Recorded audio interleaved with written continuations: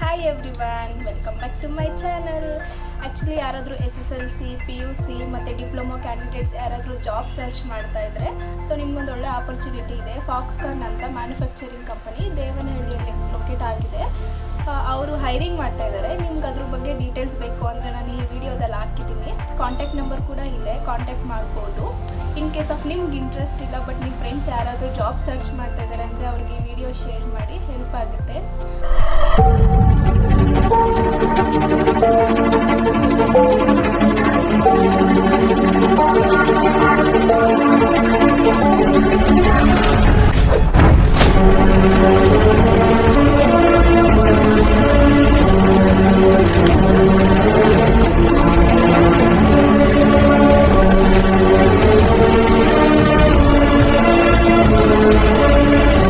Free cab, free food and free PG.